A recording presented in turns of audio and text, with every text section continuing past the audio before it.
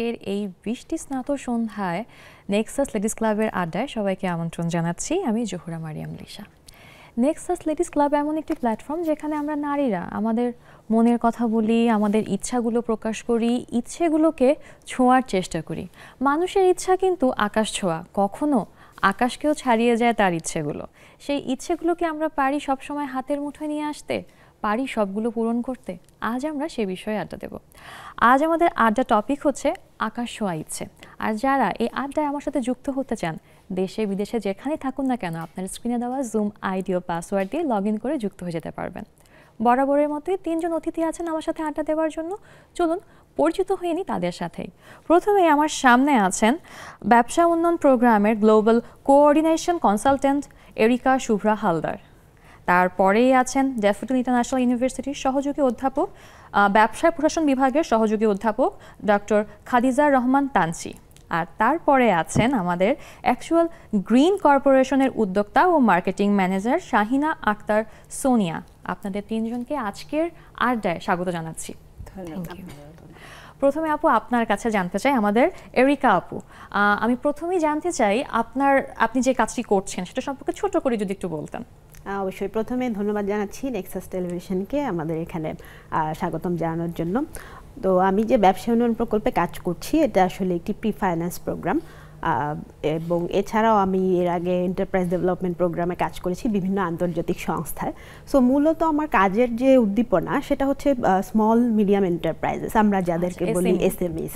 আর এখানে আবার আরেকটা নিজ জায়গা আমার, সেটা হচ্ছে উইমেন লেড এসএমএস।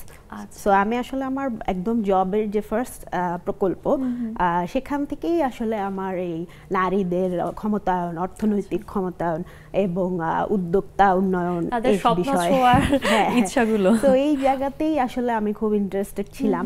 এবং যেহেতু আমার একাডেমিক ব্যাকগ্রাউন্ড আসলে ব্যবসার সাথে, কিন্তু ডেভেলপমেন্ট সেক্টরে এবার এই প্রোগ্রামগুলো একটু অন্য ধাঁচের। তো জাস্ট ছোট করে বলি পরিচয় পর্বেই, পরে হয়তো আবার ঘুরে আসবো, যে যখনই আমাকে ম্যাক্সিমাম এই প্রশ্নটা সব জায়গায় শুনতে হয়েছে যে ব্যবসায় পরে এনজিওতে কেন। সো এটা আসলে আমি বলবো যে দেশের প্রেক্ষিতেই এবং আমাদের যে প্রেক্ষাপট, অর্থনৈতিক উন্নয়নে যে আমাদের নারী গোষ্ঠীর যে ভূমিকা, গত 12 বছরের যে বুমটা আমরা দেখেছি অর্থনৈতিক জাগরণে, সো ওখানে আমার মনে হয় যে আমার পক্ষ থেকে যতটুকু আমি চেষ্টা করেছি প্রান্তিক লেভেলে, প্লাস আমরা বলি আরবান পেরি আরবান, বিভিন্ন সময়ে বিভিন্ন প্রকল্পে কাজ করেছি আমি বিগত 12 বছরের।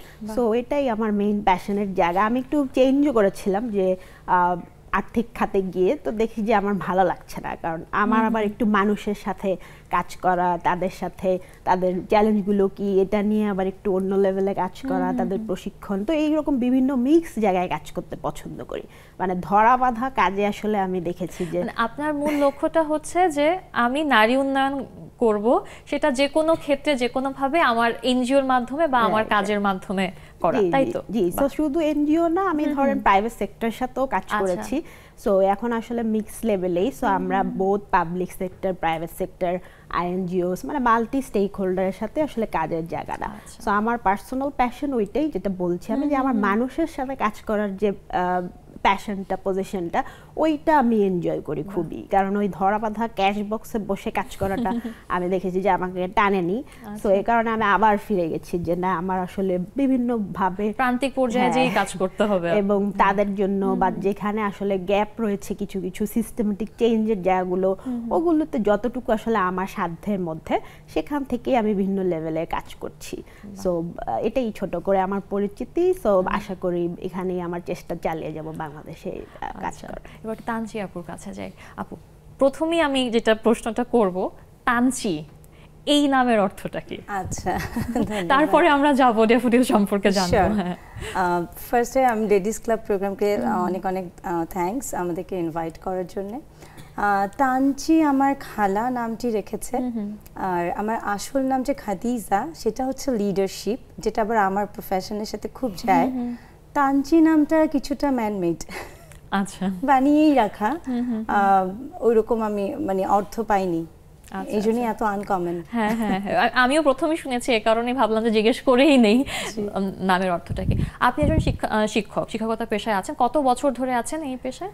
আমি আছি 13 ইয়ার্স প্লাস হয়ে গেছে, যাচ্ছে 13 ইয়ার্স, 13 বছরে পা রেখেছি। আর আমি বিজনেস অ্যাডমিনিস্ট্রেশন ডিপার্টমেন্টে আছি অ্যাসোসিয়েট প্রফেসর হিসেবে। এটাই আমার ফার্স্ট জব। আমার টিচিংটা ভালো লেগে গেছে, এখানেই কন্টিনিউ করছি। আর আমার সাবজেক্ট হচ্ছে হিউম্যান রিসোর্স ম্যানেজমেন্ট। তো হিউম্যান নিয়ে কাজ করা, স্টুডেন্টদের সাথে তাদের সাইকোলজি, আর এখন আরও বেশি ফিল করছি very proud to be a teacher. So এই তো ভালো লাগছে, আর যখন মানে শেষ পর্যন্ত এই প্রফেশনে থাকার ইচ্ছা আছে। আচ্ছা, খুব চমৎকার একটি কাজ করছেন আপনি স্টুডেন্টদেরকে বোঝা। এবং যখনই আমরা বলি যে এইচআর বা হিউম্যান রিসোর্স, আমাদের কিন্তু মনে হয় যে মানুষ নিয়ে কাজ করে। মানুষ নিয়ে কাজ করার জন্য কিন্তু মানুষের সাইকোলজি বোঝাটাও কিন্তু খুব বেশি দরকার, আমার কাছে মনে হয় এটা। আদারওয়াইজ কিন্তু ওই যে কি বলে ওটাকে, মানুষকে পরিচালনা করাটা কিন্তু অনেক কঠিন হয়ে দাঁড়ায়।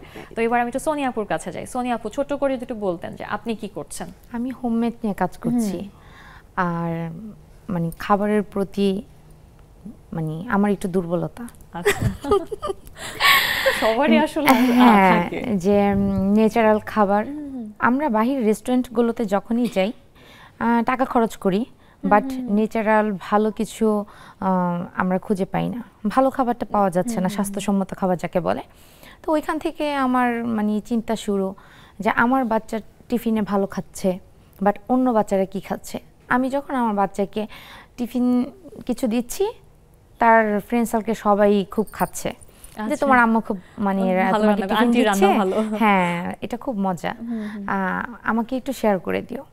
তো আমার বাচ্চা যখন ও ক্লাস 4 থেকে রোজা রাখে, তো আমার বাচ্চা যখন রোজা রাখে অনেকেই বলে তোমার আম্মু তো এত ভালো রান্না করে, এই জন্যই তুমি চিন্তা করো যে রোজা রাখবো, প্রতিদিন আম্মু ডিফারেন্ট কিছু ইফতার তৈরি করবে, হ্যাঁ এই জন্য রোজাটা রাখো।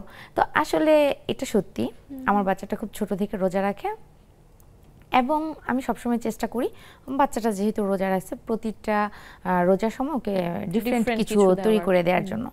তো ও খুব আগ্রহের সহিত রোজাটা রাখতো। তো তখন থেকে আমার একটু একটু করে মনে শুরু হয় যে কিছু একটা করব। এবং আমার বাসায় যখন ফ্রেন্ড সার্কেল আসে, আত্মীয় স্বজন আসে, সবাই বলে তুমি কেন একটা দোকান নিচ্ছ না, কেন একটা রেস্টুরেন্ট দিচ্ছ না, কেন একটা কিছু করছো না, সেই কবে তুমি দাওয়াত দিবা তারপর তোমার বাসায় আসবো, সেই জন্য ওয়েট করতে হয়, আর হয় না। তখন চিন্তা করলাম যে আচ্ছা কিছু একটা করব। তো তখনও বুঝি নাই যে আসলে অ্যাকচুয়ালি আমি কিছু একটা পারবো, কারণ আমি একজন গৃহিণী। আমার স্বপ্নটা ছিল রান্নাঘর, রান্নাঘরই হয়তো বা টুকটাক কিছু রান্না করব, এতটুকুই আমার স্বপ্ন। তো সেই স্বপ্নটা ছোট ছোট করে যে আজকে হাঁটি হাঁটি পা করতে করতে প্রায় 7 বছরের, বাহ খুব লম্বা একটা সময়, হ্যাঁ খুব লম্বা একটা সময়। এবং সবচাইতে বড় বিষয় হচ্ছে অনেকেই পেজ খোলে হোমমেড ফুড নিয়ে, কিন্তু আমি এই দিক থেকে অনেক বেশি ভাগ্যবান যে এই পেজ আমাকে অনেক সম্মান দিয়েছে। এবং আজকের এই পেজের কারণেই কিন্তু আমি লেডিস ক্লাবে আমন্ত্রিত। এটা লেডিস ক্লাবকে ধন্যবাদ আমাকে আমন্ত্রণ জানানোর জন্য।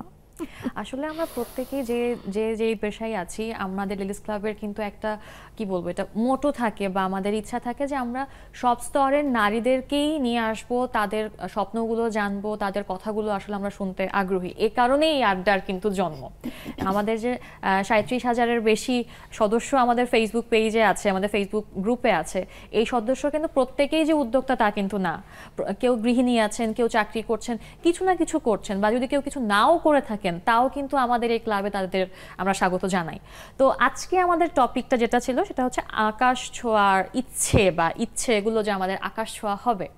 মোটামুটি সবাই বলে দিয়েছেন আপনাদের যে পেশায় আছেন সেটাই আপনাদের আসলে ইচ্ছে, এবং আপনারা আপনাদের ইচ্ছেটাকে ছুঁয়েছেন। তারপরও আমি একবার একটু এরিকা আপুর কাছেই আসি। তো শুরু থেকে কি ইচ্ছে ছিল? আপনি তো কাজ করতে করতে বলছেন যে এটা আপনার এখন প্যাশন হয়ে গেছে, কিন্তু শুরু থেকে কি ইচ্ছে ছিল এখানে কাজ করার, নাকি কাজ করতে করতেই আসলে ইচ্ছেটা তৈরি হয়েছে? আচ্ছা, ধন্যবাদ আপুকে। তো হয় না, মানে একটা তো থাকে যে একটু পারিবারিক ইনফ্লুয়েন্স থাকে অনেকের, আবার আরেকটা থাকে যে সামাজিক লেভেলের একটা পিয়ার গ্রুপের একটা এনভায়রনমেন্টে অনেক ফ্যাক্টর কাজ করে। তো আমার ক্ষেত্রে আসলে ব্লেন্ডেড। আমার বাবা আসলে এনজিও সেক্টরে ছিলেন, তো ছোটবেলাও দেখা যেত আমার মা আবার একটু মেডিকেল সেক্টরে ছিলেন, সো মিক্স। বাট খুব আর্লি এজে স্কুল থেকে আমি তাদের দুজনেরই আসলে কর্মক্ষেত্রে অনেক সময় পাস করেছি। তো আমার আসলে এই স্বাস্থ্য খাত তো শিক্ষা খাত এই সেক্টরগুলোতে একদম ছোটবেলা থেকেই ওরিয়েন্টেশন। তো আমার মনে হয় মানে সচেতনভাবে না, অবচেতনভাবেই আসলে আমার মনে হয় আমি পিক করেছি ইন্টারপার্সোনাল স্কিলটা। তারপর আমি ভলেন্টিয়ারিং শুরু করি আসলে খুব আর্লি এজ, যখন এইচএসসি পাশ করি। আমি খ্রিস্টান কমিউনিটি বিলং করি, সো ওখানে আমাদের চার্চের একটা ইউথ কমিটি ছিল। ইন্টারেস্টিংলি আমি আসলে একদম ওই আর্লি এজে আমাকে কি করলো, ফার্স্টেই ক্যাশিয়ার বানিয়ে দিল। সো আই ওয়াজ লাইক, তখনই আমাকে অডিটিং শিখলাম, ভাউচার ম্যানেজমেন্ট শিখলাম। সো এই কাজগুলো বা ইনভাইটেশন লেটার ফরম্যাটিং খুবই আর্লি এইজে। সো এগুলো আসলে আমাকে খুব তখন ইন্সপায়ার করতো। ইভেন্ট ম্যানেজ করা, বিভিন্ন আমরা সেমিনার আয়োজন করতাম কিশোর কিশোরীদের জন্য, তারপর আমরা বিভিন্ন রকম ফান্ড কালেকশন করতাম। সো এই কাজগুলো আসলে খুব এনজয় করতাম। সো পরে আমি দেখলাম যে না, এটার সাথে তো আসলে ডেভেলপমেন্ট সেক্টরের একটা মিল আছে। সো ওইভাবেই হয়তো আমার আশা। তো আমার ফ্রেন্ডদের থ্রু আসলে আমি জবে এন্টার করি। আমি যখন মাস্টার্সের ইভেন আমাদের MBA এর ফাইনালও হয়নি, তখনই আসলে আমি ভাইভা দিয়ে এই জবে ঢুকে যাই। তো আমার মনে পড়ে, আমি আজকে আসলে অনেক নারীদের জন্য একটু মেনশন করতে চাই, বা আরও আমাদের জেনারেশন জি এর যারা আছেন, আসছেন, কাজে আসবেন, যে আমরা কিন্তু অনেক সময় ভলেন্টারি এক্সপিরিয়েন্সগুলোকে কিন্তু মানে করি না, মূল্য দেই না। হ্যাঁ, বা মনে করি যে কি হবে, টাকা পাচ্ছি না। হ্যাঁ, মানে অনেকে মোটিভেশন পায় না, বাসা থেকেও একটু হয়তো অনেকে বকা খায় যে এত রাত হচ্ছে কি কাজ করতেছে, এগুলো তো কোনো কাজে দেবে না। বাট আমি আসলে পার্সোনালি কিন্তু এটা খুব কাজে লাগাতে পেরেছি। আমার ফার্স্ট জবে যেমন লেখাই ছিল যে 3 বছরের অভিজ্ঞতা, কিন্তু আমাকে যখন ইন্টারভিউ নেয় তখন কিন্তু তারা আমার এই ভলেন্টিয়ারিং স্কিলগুলোকে খুব প্রায়োরিটি দিয়েছিল। যদিও লেডিস ক্লাবে আসলে ক্যারিয়ার উন্নয়নের কথাগুলি আমরা অবশ্যই ইচ্ছের সাথে ক্যারিয়ারের কিন্তু একটা সম্পর্ক আছে। আমরা নারীরা অনেক ক্ষেত্রে ক্যারিয়ারকে বিসর্জন দেই, চিন্তা করি যে আমরা পারবো না বা আমাকে দিয়ে হবে না। এই যে আপনাকে দেখে, আপনারা 3 জন এখানে বসে আছেন, 3 জন 3 সেক্টরে আছেন, আপনাদেরকে দেখে কিন্তু যারা দেখছে আমাদেরকে তারা কিন্তু ইন্সপায়ার হবে। সেই জন্যই কিন্তু আজকে আসা, যদিও বা দেশের প্রেক্ষাপট যদিও অনেক সময় আমাদের অ্যালাউ করে না মনকে, কিন্তু সেই জন্যই আসা যে যদি আমাদের কথা থেকে দু একটা কিছুতে যদি কেউ আসলে একটু হলে উৎসাহ পায়। তো আসলে এই স্কিলগুলো যখন আমি অবচেতনভাবে ডেভেলপ হচ্ছিল, তারপরে আমি খেয়াল করলাম যে না, আমার আসলে যে আমি যেটা ফার্স্ট টাইম মেনশন করলাম যে ডাইভার্সিফাইড কাজে খুব আমি মজা পাই। মানে এই ধরনের একটা গবেষণা করছি, আবার এটা রেজাল্ট নিয়ে একটা রাউন্ড টেবিল ডায়ালগ করছি, আবার দেখা গেল ট্রেনিং দিচ্ছি। সো এরকম মিক্স কাজে আমি খুব তখন দেখলাম যে আমি মজা পাই। তো তখনই আমি আসলে আবিষ্কার করলাম না, আমি আসলে এরকম প্রকল্প বা একটু দীর্ঘমেয়াদী প্রোগ্রামেই আসলে আমার নিজের একটা প্রকল্প একটা চ্যালেঞ্জের মতো, এবং খুব চ্যালেঞ্জ, মানে প্রত্যেকটা জিনিস আবার খুব মানে কনভেনশনাল কাজে আমি মজা পাই না, যে চ্যালেঞ্জ নেই। অবশ্যই এখানে তো অনেক লার্নিং আছে, সেটা বলতে গেলে হয়তো অনেক বড় হয়ে যাবে, যে পরে আমরা আচ্ছা এবার একটু আমরা আমাদের টিচারের কাছে আসি। তানচি আপু, আপনি বলছিলেন আপনার স্বপ্ন ছিল এবং আপনি এখানেই থাকতে চান এবং আপনার ফার্স্ট জব এটা। তো যখন স্টুডেন্টদেরকে যখন ম্যানেজ করেন বা স্টুডেন্টদের ক্লাস নেওয়ার সময় মনে হয় কি যে ওদের স্বপ্নগুলো আপনার থেকে ডিফারেন্ট, নাকি মনে হয় যে না এই বয়সে আমিও সেম স্বপ্নটাই আসলে দেখেছিলাম? Thank you. তার আগে যদি একটু বলি, স্বপ্নটা একদম শুরুতেই যে টিচার হব এটা ছিল না। যেটা হয়, এরিকা হচ্ছে আমার আবার ক্লাসমেট ফ্রেন্ডস, সো এরিকার সাথে আমার অনেক কিছু আমাদের মিলে। তো প্রথমে যেটা হয়, আমাদের ইন্টার্নশিপ করতে হয় আমাদের গ্র্যাজুয়েশনে, পোস্ট গ্র্যাজুয়েশনে। তখন আমি 2টা সেক্টর কিন্তু ট্রাই করেছি আমি সেখানে, এবং আমি একদম প্রপার ইন্টার্নশিপ যেটাকে বলে, একদম টাইম মেনটেন করে থাকা, সব কিছুই যেন আমি ওইটার ফিলটা নিতে পারি, বুঝতে পারি এনভায়রনমেন্টটা। সো আমি 2টা মাল্টিন্যাশনাল, একটা মাল্টিন্যাশনাল কোম্পানি, একটা মাল্টিন্যাশনাল ব্যাংক, 2টাতেই আমার ইন্টার্নশিপ ছিল। তারপরে এসে মনে হলো যে মনে হয় I am not for that sector. তখন আমার মনে হলো যেহেতু রেজাল্ট আছে ভালো, আমি একটু ট্রাই করে দেখি। অ্যান্ড যখন আসলাম তখন টিচিংটা একটু মানে প্রথম অ্যাডজাস্ট করতে, কারণ মাত্র MBA করার 6 মাসের পরেই ঢুকে গেছি, তো সো ইয়াং। তো তখন 25, তো তখন টিচিংয়ে ঢুকে বড় বড় ছেলে মেয়ে, ওদেরকে হ্যান্ডেল করা প্রথমে কিন্তু আসলে একটু নার্ভাস লাগতো, ঘাবড়ে গিয়েছিলাম, কান্নাও করেছিলাম যে আমি মনে হয় পারবো না এটা। কিন্তু তখন আমাদের ডিপার্টমেন্টের হেড বা তাদের সাথে আলাপ টালাপ করে, কারণ আমি সিরিয়াসলি আমি গিয়েছিলাম, আমি মনে হয় হবে না, তখন বললো না আপনার মধ্যে আছে, আপনি আরেকটু ধৈর্য ধরেন, ট্রাই করেন। আর আমার টিচিংয়ে আসার পেছনে সবচেয়ে বড় হাত আমি ভুলে যেন না যে আমার বাবা। আচ্ছা, মানে কন্টিনিউয়াসলি আমার বাবা ব্যবসায়ী, আমারও ইচ্ছা ছিল আমি ওখানেই যাব, কারণ আমি সবসময় ওনার ব্যবসা বা এই জিনিসটাকে আমি খুব রেসপেক্ট করতাম। তো আমার ভালো লাগতো, এত চ্যালেঞ্জ, এত মানে আমার অনেক পছন্দ হতো। কিন্তু যেটা হয় আমাদের এই আমরা স্বপ্ন দেখি একটা, ইচ্ছে দেখি করি আরেকটা। হ্যাঁ, পরে আমার টিচিং ভালো লেগেছে, এমন আমি জোর করেছিলাম, বাট ওখানে একটা অ্যাট্রাকশন ছিল। কিন্তু বাবা বলছে তুমি এখানে ট্রাই করো। তো আমি সবসময় চোখ বন্ধ করে বিশ্বাস করি যে হ্যাঁ, আব্বু যেটা বলবে হবে, এটাতে আমার হবে, পারবো। তো তারপরে আসলে আসা, এরপরে যখন আস্তে আস্তে একটু নিজের উপর কন্ট্রোল আসলো, তারপর যেটা এক্সপিরিয়েন্স, আমার স্টুডেন্ট আমাকে দরবেশও ডাকে অনেক সময়, বলে কি আপনি কিভাবে বুঝলেন? এই কথাটা শুনবো আমরা, এই দরবেশ থেকেই আমরা আসবো, তবে তার আগে একটা ব্রেক নিব। দর্শক, ছোট্ট একটা বিরতি নিচ্ছি। আমরা কিন্তু মজার একটা কথা শুনছিলাম যে তানচি আপুকে দরবেশ কেন বলে, তো এই গল্পটা আমাদের শুনতে হবে। তো দ্রুত চলে আসবো, আমাদের সাথেই থাকুন।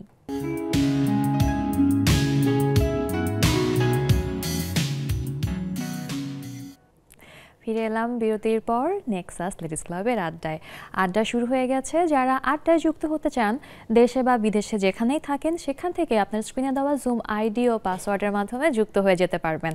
আর এই যুক্ত হওয়ার জন্য আপনাকে করতে হবে ছোট্ট একটা কাজ, সেটা হচ্ছে আপনাকে হতে হবে একজন নারী, কারণ এটা হচ্ছে আমাদের লেডিস ক্লাব। আর আমি ব্রেকে যাওয়ার আগে বলছিলাম যে তানচি আপুর একটা গল্প আমরা শুনবো, কেন তাকে দরবেশ বলা হয়। তো সেই গল্পে আমরা ফিরে যাই। আপু, দরবেশ কেন বলা হয়? এটা তো এখন আমার স্টুডেন্টরা শুনলে আরো বেশি হয়ে যাবে, দরবেশ বলেই ডাকবে।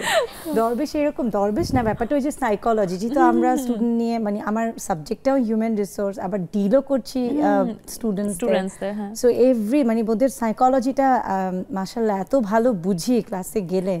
তো তখন গেলেই বলতাম যে এর সমস্যা, তখন ঠিকই ওরই সমস্যা দেখা যেত। তখনই ওরা বলতো আপনি কিভাবে বুঝলেন? তো তখন থেকে আপনি কি দরবেশের মতো আপনি কিভাবে আগে থেকে বুঝে গেলেন? তো ওইটাই আর কি, ওই জন্য আর কি ফান করে ওরাও টিচারদের কত নাম দেয় না, ওরকম হয়তো দিয়েছে। যেটা আমি জানতে চাচ্ছিলাম আপনার কাছে, যে এমন কি হয়েছে কিনা যে ওদেরকে যখন, ওদের সাইকোলজি যখন আপনি রিড করছেন বা পড়ছেন, তখন কি মনে হয়েছে যে এই বয়সে আমিও এরকম ভাবতাম, নাকি মনে হয় যে না, ওদের থেকে এই বয়সে আমার চিন্তা ভাবনাটা আমার সময় ডিফারেন্ট ছিল? কিছু সাইকোলজি তো সেম, স্টুডেন্টস তো মিলবেই, সেটা তো আমারও ছিল, এই জন্য ধরতে পারতাম। বাট আমি যদি বলি, ওই যে বললাম যে চিন্তাধারা, সেটা তো একটু ডিফারেন্স আছে, সেটা তো থাকবেই। জেনারেশন যতই যাবে আপডেটেড, মানে ওদের তো চিন্তাধারা তো ডিফারেন্ট হবে। তবে ভালো লাগে যে আমি যেহেতু লেডিস ক্লাব নারীদের প্রোগ্রামে এসেছি, সো ওখানে আমার মানে ফিমেল স্টুডেন্টস যারা আছে, মানে তারা কাজ করতে চায়, কিছু একটা করতে চায়। আর মোস্ট অফ দি স্টুডেন্টস, মানে believe me or not, they want to be an entrepreneur. ব্যবসা করবেই, মানে আর কিছু মানে ইভেন অনেক স্টুডেন্ট করছে, সো অনেক স্টুডেন্ট করছে, আর সবার একটাই কথা, ব্যবসা করবো, এন্টারপ্রেনার হব। নিজে কিছু করতে চাওয়ার যে ইচ্ছে, সেই ইচ্ছে নিয়ে কিন্তু আজকে আমাদের আড্ডা, যে আমাদের আকাশ ছোঁয়া ইচ্ছেগুলো। সোনিয়া আপু, আবার আপনার কাছেই আমি আসি। সেটা হচ্ছে আপনার এই যে বিজনেসটা আপনি বললেন যে আপনার একটা ছোট বাচ্চার মতো, যেটা আপনি 7 বছর ধরে লালন পালন করছেন, এবং আপনিও বলছিলেন যে সবার ইচ্ছাতেই আপনি এসছেন, তো নিজের ইচ্ছাও তো নিশ্চয়ই ছিল। আর যদি বলি ছোটবেলার কোনো ইচ্ছে, নাকি এটাই ছোটবেলা থেকে ইচ্ছে ছিল, কোনটা?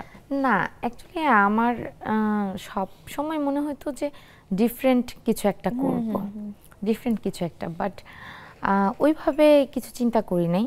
বাবা মার ইচ্ছে ছিল যে হয়তো বা বিজনেস লাইন কিছু একটা অন্যভাবে কিছু করব, বাবার বিজনেস দেখব।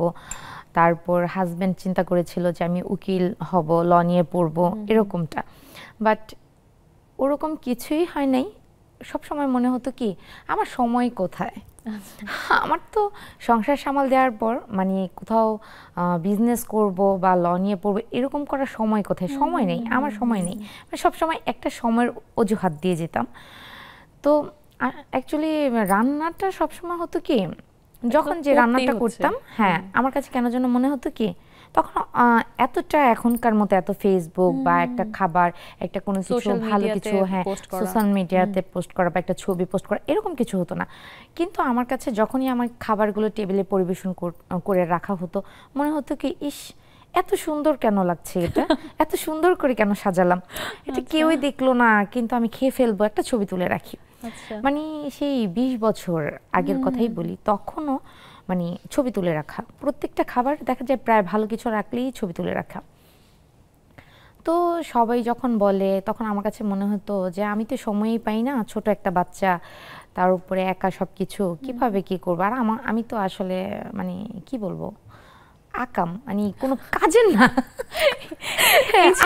আমার দ্বারা কিছু হবে না। আমার হচ্ছে যারা হাউসওয়াইফ বা হোম মেকার তাদেরকে নিয়ে আমার এই একটা কমপ্লেন যে সবচেয়ে কঠিন কাজটা কিন্তু তারা মেনটেন করছে, 24 আওয়ার্স কাজ করছে, ঘুমের মাঝেও কিন্তু তারা কাজ করছে।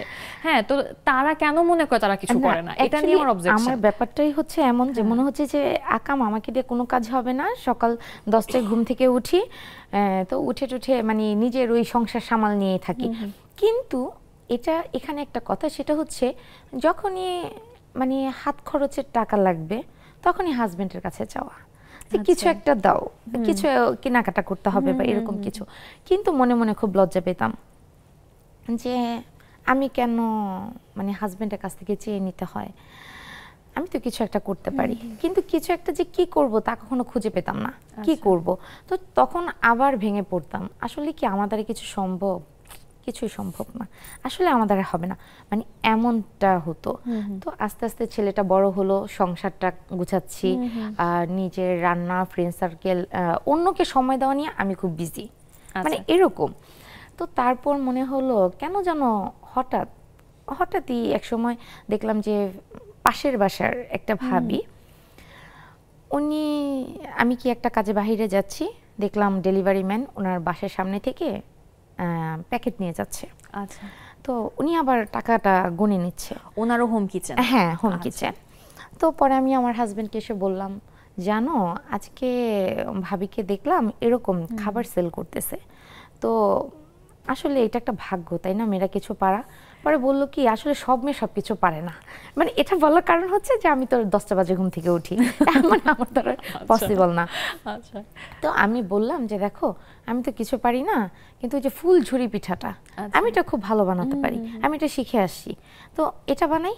ও বলে কি, এই পিঠা দিয়ে তো কিছু হবে না, এটা দিয়ে পেট চালানো যাবে না, আর এই পিঠা তো অহরহ মানে পাওয়াই যায়, তো তুমি এটা নিয়ে কি করবা? তখন আমার কাছে মনে হইলো ও কি আমাকে ইনসাল্ট করে কথা বললো, এটা কেমন যেন একটু গায়েই লাগলো। যে একটা ফুলঝুরি পিঠা, এটা একটা সামান্য পিঠা, এটা দিয়ে আমি কি করব, সে কথা বললো। কিন্তু আসলে ও তো ঠিক কথা বললো যে আমি কিছুই পারি না, আমাকে কিছু একটা পারতে হবে, ও যেহেতু বললো। তখন মাত্র 150 টাকা দিয়ে আমি আমার খাবারের এই পিঠাটা অ্যারেঞ্জমেন্ট করলাম, করে আমার বাসার সামনের যে দোকানটা ছিল ওই দোকানদারকে বললাম, তোমার ভাইয়া যেন না জানে, আমি তোমার দোকানে পিঠাটা দিব, তুমি সেল করবা, আমার লাভের দরকার নাই। তো তারপর যখন মানে পিঠাটা দিলাম, একটা প্যাকেটে 2টা পিস করে পিঠা, 20টা পিঠা দেয়া হলো ওই দোকানে। দেখলাম প্রথম দিন মোটামুটি খুব ভালো চলো, রাতের মধ্যে শেষ হয়ে গেল। পরের দিন ওই দোকানেই 25 পিস পিঠার প্যাকেট নিল, এরপরে মানে বাড়তে বাড়তে বাড়তে বাড়তে 60 পিস পিঠা। বাহ, আচ্ছা, তো যেগুলো কিন্তু এভাবেই হচ্ছে হাতের নাগালে চলে আসে, তাই না? তো হ্যাঁ, সেটাই দেখছি আমি নিজে অবাক, এটা কিভাবে পসিবল, অথচ আমার হাজবেন্ড জানে না। তো যেই ভাবে এমন হয়নি তো যে ভাইয়া হচ্ছে বাসায় কিনে এনে বললো যে মগে দেখো না, ওই দোকানটা আমাদের বাসা থেকে একটু দূরে। হ্যাঁ, তো ওই দোকানেই আমার দেওয়া, মানে আমার কথা হচ্ছে যদিও যায়, কারণ সে তো জানে তার ওয়াইফকে দ্বারা কিছু একটা হবে না, কিছুই হবে না, তো সেক্ষেত্রে যদিও সে হাতে কিনেও নিয়ে আসে, সে বিশ্বাস করবে না যে এটা তার ওয়াইফের বানানো একটা কিছু। তো ওই পিঠাটাই যে ভাবিকে দেখে আমার মনে খুব ইচ্ছা যে হ্যাঁ, আমি মেয়ে হয়েছে, কিছু একটা করব, বা সংসার সামাল দেওয়ার পরেও কিছু একটা করব। ওই ভাবির বাচ্চায় আমার এই পিঠাটা কিনে নিয়ে গেছে তার বাসায়। নিয়ে যাওয়ার পর ওই বাচ্চা খুব মজা করে খেলো পিঠা, ভাবি খেলো, খেয়ে কোনো একভাবে আমার নাম্বারটা কালেকশন করে আমাকে ডাকালো তাদের বাসায়। ভাবি, আপনার পিঠাটা তো খুবই মজা, আমার তো পেজ আছে, আমি আপনার কাছ থেকে, আপনি কি কিছু করছেন? না ভাই, আমি কিছুই করি না, বাসায় বসে থাকি, খাই দেই, ঘুমাই, আমার কোনো কাজ নেই। সেখান থেকে ওনার পেজে আপনি সেল করে দেন, আপনার পেজে আপনি? না, ব্যাপারটা হচ্ছে কি, উনি আমাকে বললো, অফার করলো যে আপনার পিঠাটা এত মজা, আমি কত টাকা সেল করি সেটা আপনি জানতে চাবেন না, বাট আপনি আমার কাছ থেকে যেটা খরচ, লাভের অংশটা রেখে আপনি পিঠাগুলো আমার কাছে সেল করে যান। তখন আমি বললাম তো মহা খুশি, ওকে ফাইন, খুব খুশি আমি। তো আমার পিঠাগুলো দিয়ে সেই বিয়ের জন্য ডালা, গায়ে হলুদে যে ডালাগুলো সাজানো হয়, সেই ডালাগুলো সাজিয়ে গুছিয়ে সে আমাকে ছবি তুলে পাঠিয়ে দিয়েছে। আমি তো একেবারে 3 তলা থেকে নিচতলা সব বাসাতে যে ছবিগুলো দেখানো শুরু করছি।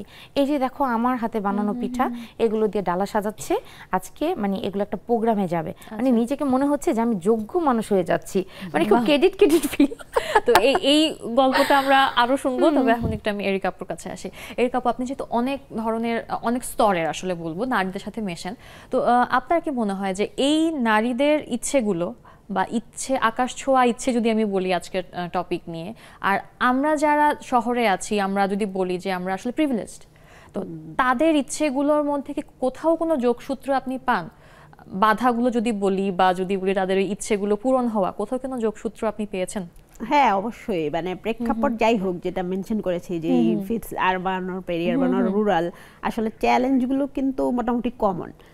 প্রথম বাধা যেটা আমরা সবাই ফেস করি পরিবার থেকে আসে। হ্যাঁ, যে প্রথমেই কিন্তু এমন না যে আমাদের সব কাজে, মানে আমরা অনেকে লাকি, আবার অনেকে কিন্তু লাকি না ইন আ ওয়ে, যে আমাদের কাজে অনেক সময় বিশ্বাস করে না পরিবার, যে না এত দূরে একা যাবা, এটা সেফ না।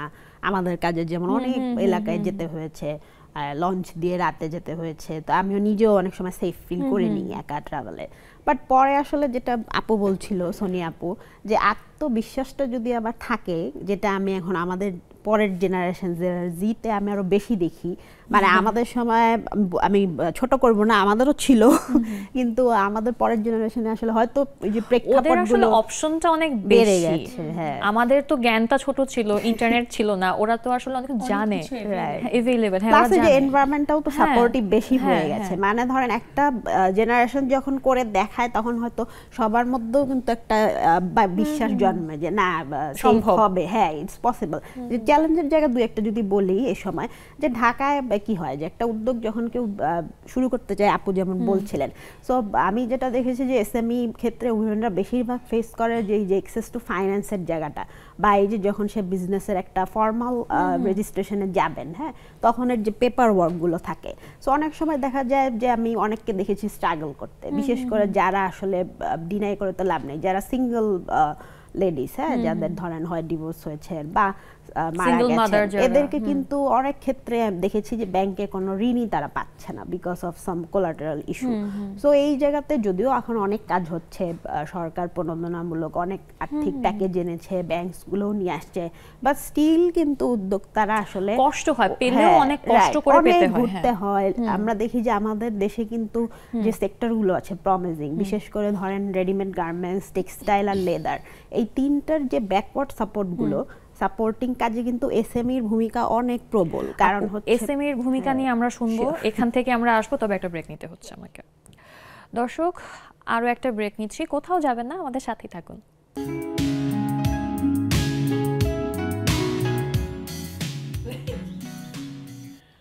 ফিরে এলাম আরও একবার বিরতির পরে, আর আপনারা দেখছেন লেডিস ক্লাব। যারা আমাদের আড্ডায় যুক্ত হতে চান, আপনার স্ক্রিনে দেওয়া জুম আইডি ও পাসওয়ার্ড দিয়ে যুক্ত হয়ে যাবেন। যুক্ত হওয়ার জন্য একটাই শর্ত পূরণ করতে হবে, সেটা হচ্ছে আপনাকে হতে হবে একজন নারী, কারণ এটা হচ্ছে আমাদের লেডিস ক্লাব। আমরা কিন্তু এরিকা আপুর কাছে ছিলাম, আপনার কাছে আমি জানতে চাচ্ছিলাম যে যারা প্রান্তিক পর্যায়ে আছে এবং আমরা যারা প্রিভিলেজড মেয়েরা আছি, আমাদের মধ্যকার ডিফারেন্স কতটুকু বা ইচ্ছেগুলোতে কতটা ভিন্নতা আছে, যদি একটু বলতেন। হ্যাঁ, অবশ্যই। আমি জাস্ট ছোট করে আসি যেখানে ছিলাম, যে দেখা যায় একটা হচ্ছে পরিবেশগত কিছু প্রতিবন্ধকতা থাকে আর সামাজিক প্রতিবন্ধকতা, বাট এটাকে আসলে ওভারকাম করেছে সবাই তার আত্মবিশ্বাসের কারণে। আর এটার সাথে সোনিয়াপুর যে লিঙ্ক আছে একটা, যে আত্মমর্যাদার জায়গাটা, যে আমরা থিওরিটিক্যাল জার্গন আমি একটু কম ইউজ করতে চাই, তাও না বললেই নয়, যে আমরা আমাদের ডেভেলপমেন্ট সেক্টরে বলি উইমেন ইকোনমিক এম্পাওয়ারমেন্ট, যে একজন নারীর যে আর্থিক সক্ষমতা, সেটার তিনটা পিলার আছে। যেটা হচ্ছে সে তার নিজের যে আর্থিক সচ্ছলতা সেটা থাকবে, সেকেন্ড হচ্ছে তার এই আর্থিক ডিসিশন নেওয়ার জন্য তার কন্ট্রোল থাকবে। যে আমরা অনেক সময় দেখি যে ইনকাম করছি, গার্মেন্টস সেক্টরে বেশি দেখি কি হয়, বাসায় সব দিয়ে নিচ্ছে, সেটা কিন্তু তাহলে আবার হলো না। যে আমরা একটা ইন্ডিকেটর আগে করতাম যে মানে ইনকাম করলেই ধরে নিচ্ছি সে এম্পাওয়ার্ড, বাট ফ্যাক্ট কিন্তু না। মানে আর্নার এন্ড ডিসিশন মেকার দুইটা যদি একই মানুষ হয়, সেই ক্ষেত্রে আসলে ডেভেলপমেন্টটা পসিবল। প্লাস হচ্ছে এখানে আরো ফ্যাক্টরস আছে, যে আপনার এনভায়রনমেন্ট, একটা supportive environment, business enabling environment হতে হবে, যেখানে আমরা ছিলাম একটু আগে, যে আমাদের যে সাপোর্ট সিস্টেমগুলো, যে finance, access to finance, technology একটা বড় ভূমিকা পালন করছে এখন ব্যবসার সম্প্রসারণে। আজকাল আমরা দেখি যে অনলাইন বিজনেসগুলোতে তো মাস্ট, প্লাস অন্য অফলাইন বিজনেসেও কিন্তু আমাদের টেকনোলজিক্যাল যে ডিজিটাল লিটারেসি বলি আমরা, এখানেও কিন্তু আমি বলবো যে যে জায়গাটা আমি ছিলাম যে প্রান্তিক লেভেলে চ্যালেঞ্জটা একটু বেশি। আমরা এরকম উত্তর অঞ্চলে অনেক চেষ্টা করেছিলাম যে কিছু ডিজিটাল কালেকশন হাফ সেন্টার করার জন্য, ডেইরি মিল্ক প্রডিউসারদের নিয়ে, চিলি প্রডিউসারদের নিয়ে, যে মহিলারা বাসায় বসেই প্রসেসিং এর কাজগুলো করবে, দেন ওটা আবার আমরা ঢাকায় কোম্পানিগুলোতে রিসেলের ব্যবস্থা করব। হ্যাঁ, কিন্তু দেখা গেছে যে ওই ছোট ছোট জায়গাতে প্রতিবন্ধকতার কারণে যে তাদের ইনফরমেশনের অ্যাক্সেস নাই, বা হয়তো আমরা তাদের শিখিয়ে আসছি, পরে প্রকল্প চলে আসছে, সে কিন্তু আর নেট কানেকশন পাচ্ছে না। এমনও দেখেছি যে ওই যে ফান্ডটা দেওয়া হয়েছে ওটা পেয়েছে সে, কিন্তু ইউটিলাইজ করছে হাজবেন্ড দোকান নিয়ে, কিন্তু আমরা কিন্তু দিয়েছিলাম উদ্যোক্তাকে তার উদ্যোগটা আগানোর জন্য। সো এই জায়গাগুলো আসলে আমি বলবো মিল একদিকে প্রতিবন্ধকতা, আবার এটা আমাদের শহুরে পরিবেশেও যেরকম এরকম দেখা যায়, আবার গ্রামেও কিন্তু একই। বাট দিন শেষে পসিবল হয়েছে আজকে যেখানে বাংলাদেশ ঘুরে দাঁড়িয়েছে, যে সবার প্রবল আত্মবিশ্বাসের একটা খুব পজিটিভ সাইড দেখেছি গত 12 বছরে। করোনার সময় খুব বেশি দেখেছি অনলাইনে আমাদের যে উই প্ল্যাটফর্ম খেয়াল করেছি আমি, প্রায় তারা 50 লাখ মেম্বার হয়ে গিয়েছিল উইদিন মনে হয় 1.5 বছর। করোনার সময়টাতে আমাদের এই অনলাইনের যে বুমটা হয়েছে, যেই সাপোর্ট তারা আমাদেরকে দিয়েছে, এবং আমরা অনেক চমৎকার কিছু উদ্যোক্তা পেয়েছি, আমরা খুব ভালো কিছু প্রোডাক্ট পেয়েছি, এবং আমরা সেটা বিশ্বাসটা এসছে যে না অনলাইনে পসিবল, অনলাইনে বিজনেস পসিবল। এবার আমি আবার আপনার কাছে আসি। তো আপু বলছিলেন যে প্রান্তিক লেভেলের যারা আছে তাদের সম্পর্কে বললেন, তো আপনি বলছিলেন যে স্কুল না, ইউনিভার্সিটি লেভেলে আমরাও দেখি অনলাইনের আজকালকার অধিকাংশ যারা ছেলেমেয়েরা আছে তারা কিন্তু ইউনিভার্সিটি গোয়িং, ছেলে হোক মেয়ে হোক, ম্যাক্সিমাম যদি বলি আমি 70% তারা, বাকিরা হচ্ছে হাউসওয়াইফ যারা রয়েছেন তারা। তো অনেক ক্ষেত্রে কিন্তু প্রতিবন্ধকতা আসে, এবং নারী হিসেবে নারীর ইচ্ছাকে আকাশ ছুঁতে দেওয়ার একটা, আমি জানি না, এক ধরনের বাধা আসলে সম্মুখীন আমরা হয়ে থাকি। যেমন শিক্ষক হিসেবে আপনি দেখেছেন কিনা যে আপনার ক্লাসরুমে এই ধরনের কোনো পরিস্থিতি হয়েছিল কিনা? ক্লাসরুমে তো না, বাট আলোচনায় যেটা হয়, আমরা যখন ওদের সাথে আলোচনা করি যে ব্যবসা করবা বা চাকরি করবা বা যেটাই করবা, তো তখন যখন আলোচনা হয় তখন একটা রেস্ট্রিকশনস দেখা যায়। এমনও আছে যে হাজব্যান্ড ওয়াইফ ছোট বয়সে বিয়ে হয়ে গেছে, দুজনেই আমার ক্লাসে পড়ে।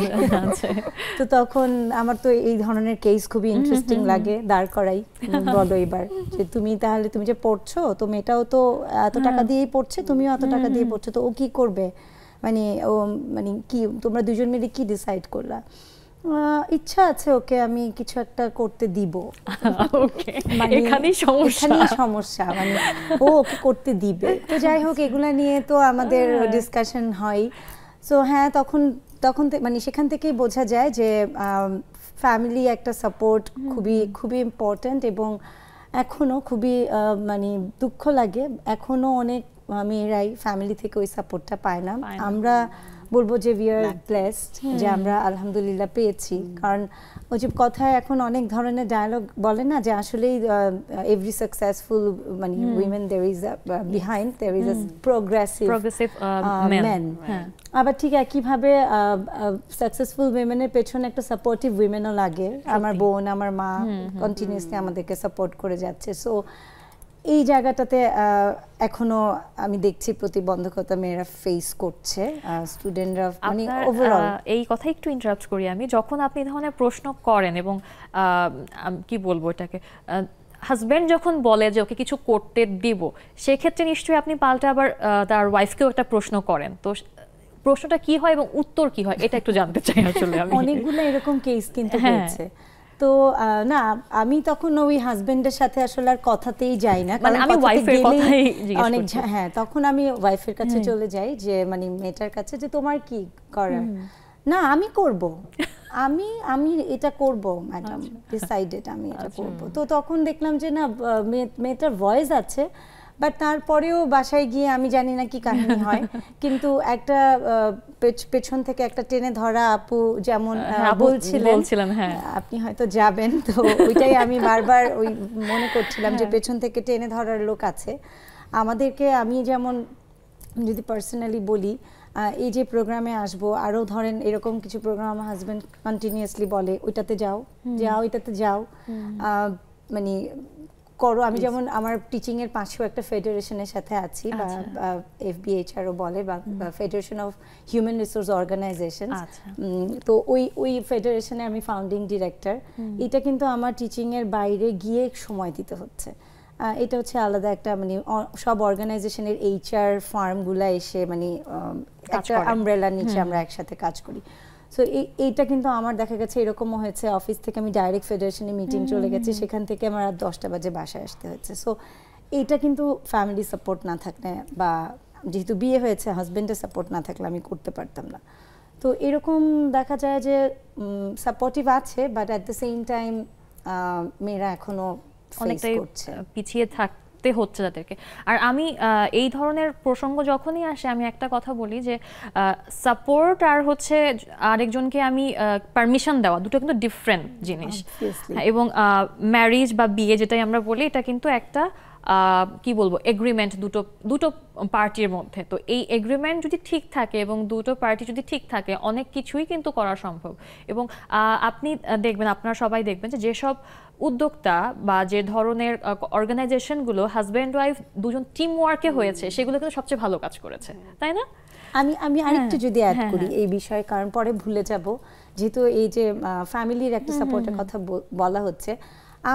আমরা যে কালচারে বড় হয়েছি, ইভেন আমাদের দেশীয় কালচারে যদি বলি, আই এম নট ওই ধরনের মহিলা না যে আমাকে এটা করতেই দিতে হবে, আমি না হলে মেরে ফেলবো, এই করে ফেলবো, আমি ওগুলাতে বিশ্বাসও করি না। কারণ আমরা ছোটবেলা থেকে ওই কালচারটা দেখে বড় হয়েছি, যে সম্মান করা বা আন্ডারস্ট্যান্ডিং ওয়েতে কাজ করা। আমি মানে টিচিং করি, তো আমি অনেক ধরনের জিনিস পড়তে হয়, অনেক ধরনের ভিডিওস, এটা সেটা এখন তো আর অনেক বেশি অ্যাভেলেবল দেখতে হয়। আমার খুব পছন্দের একটা ব্যক্তিত্ব আছে, ইন্দ্রা নুরি। উনি হচ্ছেন পেপসিকোর প্রেসিডেন্ট, সিইও, মানে প্রেসিডেন্ট ছিল, এক্স প্রেসিডেন্ট। ওনার অনেক ভিডিওস আমি দেখি, আমার খুব ভালো লাগে। সো ওনার একটা কথা দেখেন, উনি পেপসিকোর এক্স প্রেসিডেন্ট, মানে যখন উনি প্রেসিডেন্ট হলেন, প্রমোশন পেয়ে উনি যখন বাসায় আসলেন, ওনার মানে রাতে যখন উনি বাসায় ফিরলেন, ওনার মাকে উনি খুব এক্সাইটেড হয়ে বলছে যে আজকে আই হ্যাভ গট প্রমোশন, আমি মানে প্রেসিডেন্ট হয়েছি। ওর মা বলেছে ডিম এনেছো? তখন বলে হ্যাঁ। ডিম নাই বাসায়, ডিম এনেছো? তখন বলছে যে না, যাও ডিম নিয়ে আসো। ভালো হয়েছে প্রেসিডেন্ট হয়েছে, ডিম নিয়ে আসো। তারপরে কিন্তু সে আবার গাড়ি ঘুরায় ডিম নিয়ে বাসায় আসলো। তখন উনি পেপসিকোর প্রেসিডেন্ট হিসেবে উনি বলেছে যে মানে ওনার মা যেটা ওনাকে শিখিয়েছে যে you have to put all your egos, all your president and all those position in your garage when you come home. When you come home, you are a mother, you are a wife, you are মানে daughter, তখন তোমাকে ওই রোলটা play করতে হবে। এটা আমি completely বিশ্বাস করি। সো অনেক মেয়েরা আবার এটার সাথে একটু কনফ্লিক্টিং হয়ে যায় যে আমি বাসায় এসে এটা কেন করবো, আমি করবো না, না, ইটস নট লাইক দ্যাট। ওখানেই কিন্তু সমস্যাটা শুরু হয়ে যায়। ওই আন্ডারস্ট্যান্ডিংটা কিন্তু আমি বলবো, আমি লেডিস প্রোগ্রামে মেয়েদের মধ্যেও আমি দেখছি যে ওদের মধ্যে ওই জিনিসটা মানুষের মেয়ে ছেলে না, এটা কিন্তু আসলে মানুষের মধ্যে আমাদের মানে ইগোটাকে কন্ট্রোল করা, বা আমি কোন রোলের জন্য কোথায়, আমার রোলটা কোথায় কোনটা, এটা আসলে আমাকে বুঝতে হবে, ব্যালেন্স করতে হবে। এই ব্যালেন্সটা ওরা করতে পারে না, কনফ্লিক্টটা তখন শুরু হয়ে যায়। এখন আমি একটু ব্যালেন্স করি, কারণ জুমে হচ্ছে চলে আসছে বন্ধুরা। জুমে এই মুহূর্তে আমার সাথে আছে মিষ্টি আপু, আছে আমার মিতা, আছে মরিয়ম আপা, তারপরে আছে ওখানে আমার শারমিন আপা আছেন। আপনাদের তিনজনকে স্বাগত জুমে। আমরা আপনাদের সাথেও আড্ডা দেব, তবে তার আগে আমি একটা ব্রেক নেব। দর্শক, জুমের বন্ধুরা চলে এসছে, সামনে অনেক বন্ধু আছেন, আমরা আড্ডা দেব, তবে তার আগে নেব একটা ব্রেক। সাথেই থাকুন।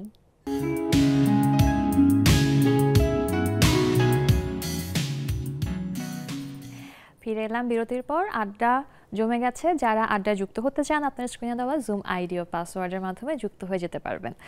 আমরা কিন্তু অনেকক্ষণ কথা বলছিলাম, আমাদের জুমেও কিন্তু আপুরা জয়েন করে ফেলেছে। তো জুমে যাবার আগে আমি একটু সোনিয়া আপুর কাছে আসি। সোনিয়া আপু খুব রাগ নিয়ে অনেক কথা বলছেন, আমি বুঝতে পারছি যে আপনার মনের কষ্টগুলোকে আপনি হেসে হেসে এখানে বলছেন। তো আপনি একটা অর্গানাইজেশনের সাথেও আছেন, green corporation, green food corporation, actual green corporation. তো এটা সম্পর্কে যদি একটু বলতেন আমাদেরকে, ছোট করে একটু বলবেন। হ্যাঁ, মেইন হচ্ছে অ্যাকচুয়াল গ্রিন কর্পোরেশনটা হচ্ছে ন্যাচারাল প্রোডাক্ট তারা তৈরি করে। তো ওনাদের সাথে আমার হাজব্যান্ডকে নিয়ে আসা, যে ডক্টর দেখাবো, ওনাদের ওষুধ ব্যাপারে আমি জানবো, আচ্ছা সেই ব্যাপারে আসা। তো আসার পর যখন উনি বলল যে এভাবে এভাবে ওষুধ খাওয়াতে হবে, তো আমি বললাম যে ন্যাচারাল প্রোডাক্ট ঠিক আছে, আমি ট্রাই করব যে কতটুকু কার্যকারিতা হয়। তো উনি বলল,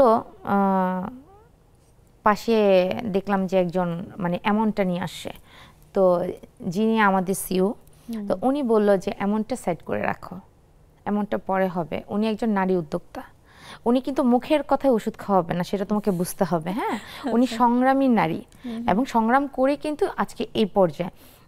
তো সে আপনার মনে হয় কিছু একটা করেন তাই না? বলছেন আমি কিছুই করি না, জাস্ট বাসায় থাকি। পরে বললো যে না, আমি জানি যে আপনার একটা পেজ আছে। আমি বলছি হ্যাঁ, আমার একটা ছোট্ট পেজ আছে। পরে বলতেছে হ্যাঁ, আপনি যেমন উদ্যোক্তা, ঠিক আমিও উদ্যোক্তা হয়েই কিন্তু আজকে এত বড় একটা প্রতিষ্ঠান আমার। আচ্ছা, তো পরে কিছুক্ষণ গল্প করলাম, সব কিছু হলো। তো কথা বলার পরে পরিপ্রেক্ষিতে পরে উনি আমি দুইজন কথা বলতে বলতে বলল যে এক কাজ করেন, আপনি তো খুব সংগ্রামী নারী, আপনি ওষুধগুলো খাওয়ান, আমাদের এখানে প্রোডাক্টগুলো আপনি ইউজ করেন, দেখেন যদি ভালো হয় দেন তারপরের কথা পরে। তো আমি বললাম যে ওকে ঠিক আছে। তো টাকা বলছে না, টাকা এখন লাগবে না, আপনি নিয়ে যান। তো আমার হাজব্যান্ড নিচে নামতে নামতে লিফট থেকে এসে বলতেছে, বাবা আমার ওয়াইফ এখন উদ্যোক্তা। আমি বলছি তুমি নতুন জানলা। আপুর এই হাসিগুলোতে কিন্তু অনেক কষ্ট লুকানো থাকে, এটা আমরা আসলে বুঝতে পারছি। কষ্ট লুকানো, বাট কষ্টগুলো না পেলে হয়তো আজকের আমি লেডিস ক্লাবে আসতে পারতাম না। আমি এটাই বলতে যাচ্ছিলাম যে ভাইয়া হয়তো শেষ পর্যন্ত হলেও উনি বুঝতে পেরেছেন যে আপনাকে দিয়ে সম্ভব, এবং এটাই কিন্তু আমাদের নারীদের চাওয়া। একটু কঠিনই হয় আমাদের রাস্তাটা, কিন্তু আমরা আসলে এটাই প্রমাণ করতে চাই যে অবহেলাটা করো না, আমাদের দ্বারাও আসলে সম্ভব। আসলে মনে হয় কি জানেন, এখন দিন শেষে মনে হয় যদি সে খুব বেশি প্রেরণা দিত তাহলে হয়তো আমি ওই দিন 10টা পর্যন্তই ঘুমিয়ে থাকতাম। সেটাই, মানে কিছু একটা করতে হবে, সেটা মনে হয় আমার মাঝে কখনোই হতো না। আমি যে কোনো কিছু রান্না করার পর আমি যখন এই খাবারটা সেল দিই, কাস্টমার খেয়ে ওয়াও আপু মানে মনে রাখার মতো এমন। বাট আমার হাজবেন্ড এখনো সে খাবার নিয়ে একটু কিছু কমতি আছে। আমরা ধরে নেই এটাই ভাইয়ার ভালোবাসা, আপনাকে ইমপ্রুভ করতে। না এখন প্রথম খুব রাগ হতাম যে এত মানুষ মানে খাবার নেওয়ার পরে সবাই প্রশংসা করে, এত বড় বড় জায়গায় আল্লাহর রহমতে আমার খাবারটা যায়, সবাই এত সুনাম করে, কিন্তু এই লোকটা কি কখনো আমাকে বুঝবে না? এটাও কিন্তু একটা ইচ্ছা। দেখি আমাদের জুমের আপারা কি বলেন। আমি প্রথমে মরিয়ম আপার কাছে যাই। মরিয়ম আপা আনমিউট করে নেবেন আমার মিতা। মরিয়ম আপা, হ্যাঁ আপা শুভেচ্ছা। আপনাকেও শুভেচ্ছা আপা। আপা আপনার ইচ্ছে সম্পর্কে একটু জানতে চাই, যে কোন ইচ্ছেটা আপনার আকাশ ছুঁয়ে গিয়েছে এবং আবার আপনার হাতের মুঠোয় চলে এসেছে? সবার জন্য ভালোবাসা। আসলে ইচ্ছে ছাড়া তো মানুষ নাই, জন্ম থেকেই মানুষ ইচ্ছে নিয়ে বেঁচে থাকে যতদিন পৃথিবীতে থাকে। আজকে আমি তোমার ইচ্ছের কথা শুনতে চাই। আচ্ছা, আমার মিতা যে শুনেছিলাম তুমি চলে যাবে বিদেশ, তোমার জন্যই আজকে মানে খুব মানে কেমন যেন লাগছে আসলে। এই জন্য আগে আগে এসে বসেছি যে আজকে মিতার সাথে অনেকক্ষণ কথা বলবো, দেখবো, তোমার সাথে মিলে একটু শাস্তি ইচ্ছে করলো। থ্যাংক ইউ সো মাচ আপা, থ্যাংক ইউ। এটাই আসলে আপনাদের ভালোবাসা। আমি আসলে ব্লেসড যে এখানে এই আড্ডায় যখন থেকে আমি যুক্ত হয়েছি, এই যারা আছেন স্ক্রিনে তারা আমাকে এত বেশি ভালোবাসা দিয়েছেন। আর মরিয়ম আপা জানতে চেয়েছেন আমার ইচ্ছের কথা। আমার ইচ্ছে খুব সিম্পল। আমার ইচ্ছে হচ্ছে আমার মা বাবা খুশি হতে পারেন, আমার মা বাবা মনে শান্তি পাবেন তাদের জীবনের শেষ দিন পর্যন্ত, সেইটুকু কাজ যেন আমি করতে পারি, এইটুকুই আমার ইচ্ছে। আমার আসলে আর কোনো ইচ্ছে নেই। মানে আমি যেখানেই থাকি, যেখানেই যাই, শুধু তাদের জন্যই যাব, তাদের জন্যই করব। অনেক ধন্যবাদ মরিয়ম আপা। অনেক খুশি হলাম। শোনো, শেষ হয়নি আমার কথা। খুবই খুশি হলাম তোমার ইচ্ছে কথা শুনে। আপুদের কথা শুনলাম, 3 আপুদের স্বপ্নের কথা শুনলাম, অনেক ভালো লাগবে আপুরা। তো আমার মিতার জন্য আজকে একটু বলতে চাই, তুমি তোমার বাবা মার স্বপ্ন পূরণ করো, তোমার স্বপ্ন পূরণ করো। তো মিতা, আকাশ ছোঁয়ায় স্বপ্ন নিয়ে যাচ্ছ তুমি বিদেশ, স্বপ্ন পূরণ শেষে তবে ফিরে এসো স্বদেশ। থ্যাংক ইউ আপা। সরি, ঠিক আছে। আমি এবার মিষ্টি আপার কাছে যাই। মিষ্টি আপু, দুজন মিষ্টি আছে আজকে। আমি শারমিন আপুর কাছে যাই। শারমিন আপু আনমিউট করে নেবেন। শারমিন আপু, আপনার কাছে আমি জানতে চাই যে আপনার স্বপ্ন বা আপনার ইচ্ছে কোনটা অপূর্ণ রয়েছে, আপনার অপূর্ণ ইচ্ছে সম্পর্কে আমি জানতে চাই। আচ্ছা, সবাইকে শুভ অপরাহ্ন, আপনাদের সবাইকে অনেক অনেক শুভেচ্ছা। সবাই ভালো আছেন তো? তা আমার তো ইচ্ছে তো সবারই থাকে, তাই না? আমারও সেরকম অনেক ইচ্ছে ছিল। সেই ছোটবেলা থেকে ইচ্ছে ছিল বাবা মার স্বপ্ন পূরণ করা। সেই অর্থে আমার ডাক্তার হওয়ার ইচ্ছা ছিল, যেটা আমার পূরণ হয়নি। আমি একজন এগ্রিকালচারিস্ট। আর বাবার ইচ্ছে ছিল, অনেক স্বপ্ন থাকে, গান করার ইচ্ছে ছিল, তো সেখানে ফার্স্ট হয়েছি। বাপা থেকে আমি বুলবুল ললিত কলা একাডেমি থেকে ফার্স্ট ক্লাস ফার্স্ট হয়েছিলাম। তখন রেডিও টিভিতে গান করতাম। সেই স্বপ্নগুলো কিছু কিছু পূরণ হয়ে গেছে, কিন্তু স্বপ্ন আসলে সব 100% পূরণ হয় না। মধ্য বয়সে এসে যা বুঝছি, সংসারে চলে গেলাম, তারপরে বাবা মা বিয়ে দিয়ে দিল, সেখানটাও স্থগিত হলো সংসারে। এখন স্বপ্ন, দুটো মেয়ে আছে, ওদেরকে জানি মানুষ করতে পারি, জানি না কতটুকু পূরণ হবে। এবং শেষ স্বপ্নটা কি জানেন? মৃত্যুর পরে জানি বেহেশতে যেতে পারি। আসলে আমরা সবাই চাই যে জীবনে কিছু করে যেতে, যেটাতে আসলে ইহকাল পরকাল সব জায়গাতেই আসলে আমরা ভালো থাকি। এবার আমি মিষ্টি টু মানে ফারহানা আপার কাছে যেতে চাচ্ছি। ফারহানা আপা আনমিউট করে নেবেন একটু কষ্ট করে। ফারহানা আপা শুনতে পাচ্ছেন আমাকে? ওকে, ফারহানা আপা, আমাদের যে ইচ্ছেগুলো কি কোনোভাবে আমাদের ছেলেমেয়ের কাছে পৌঁছে যায় যেগুলো আমাদের পূরণ হয়নি? শুভ সন্ধ্যা, শুভ সময়।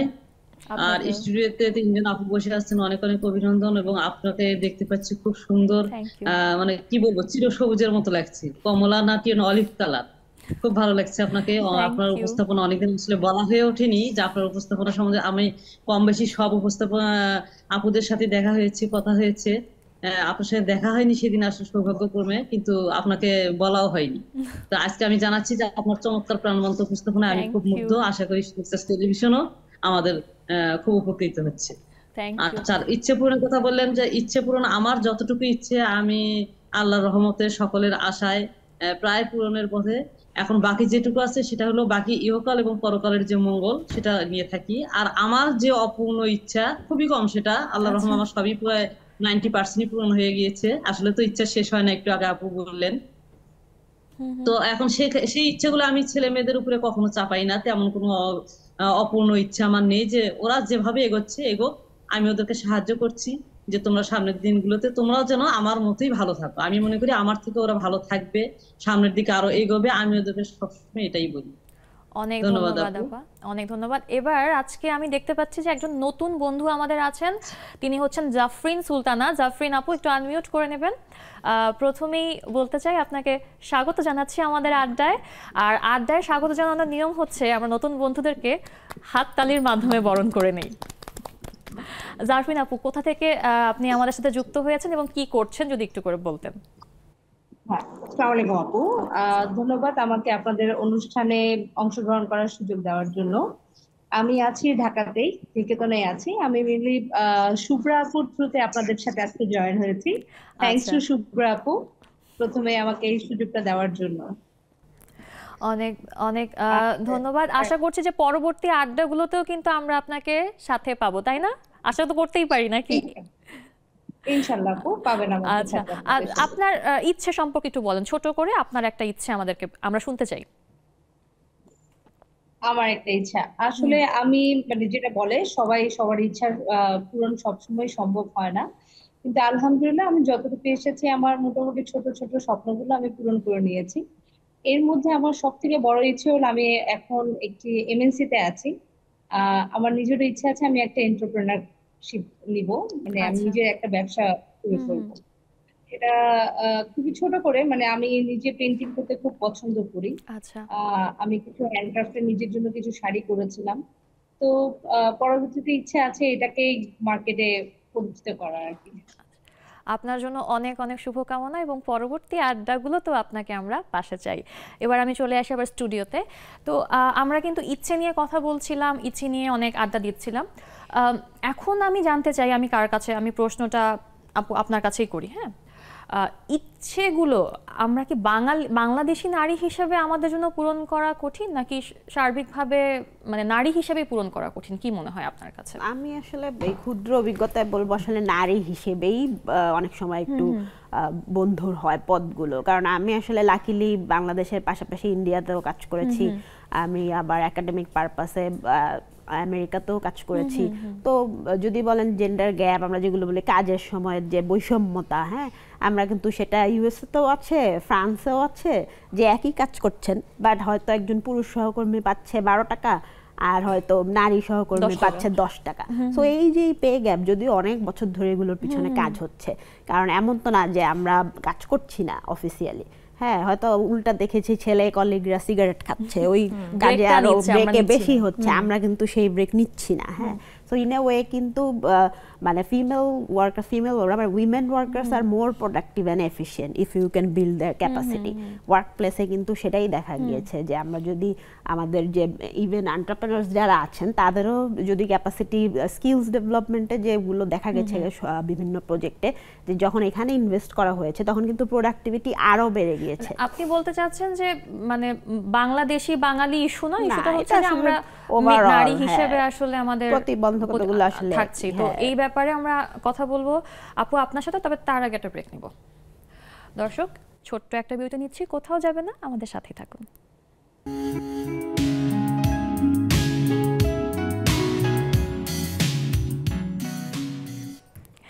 বিরতির পর আরও একবার স্বাগত জানাচ্ছি নেক্সাস লেডিস ক্লাবের আড্ডায়।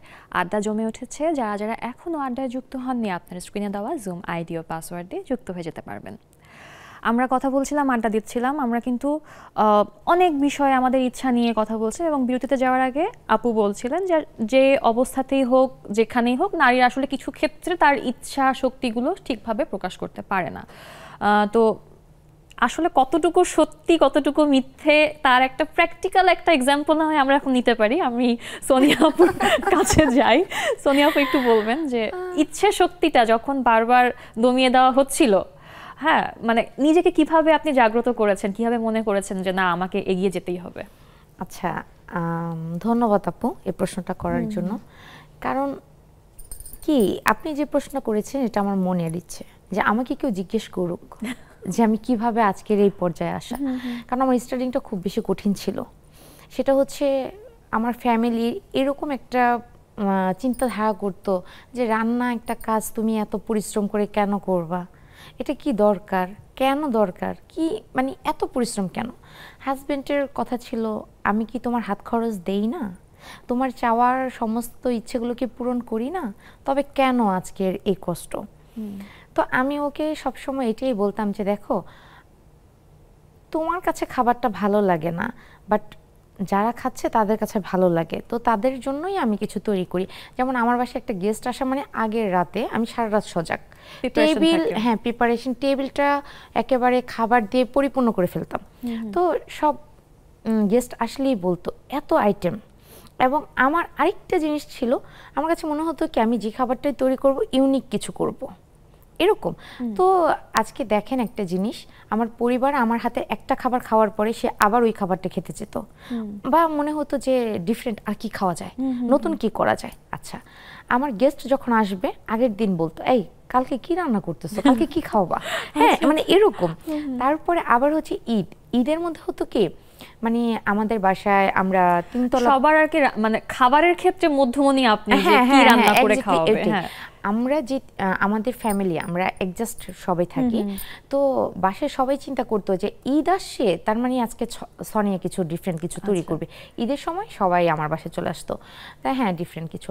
তো আসলে ডিফারেন্ট করতে করতে আমার কাছে মনে হইলো যে মানে কি করব, আসলে একটা দোকান দিব। আমার হাজব্যান্ড মানে আমি যখন একদিন বললাম ওকে যে আসলে সবাই তো বলতেছে একটা রেস্টুরেন্ট দিতে বা একটা দোকান দিতে, তুমি কি বলো? ও বলল যে তুমি যদি একটা দোকান দাও মানুষ আমাকে কি বলবে, হ্যাঁ যে হয়তো বা হাজব্যান্ড ওয়াইফের খরচ হাত খরচ এগুলো দিচ্ছে না বলেই হয়তো বা এরকম। পরে আমি বললাম তাই এরকম ব্যাপারটা, তাহলে পাশের বাসার ভাবি কিভাবে করে? তুমি তো বললা যে ওনার যোগ্যতা আছে আমার যোগ্যতা নাই বা এসব করতে যোগ্যতা লাগে, তাহলে পরে বলতেছে তুমি তো ভাত রান্না করলে তরকারি রান্না করতে ভুলে যাও।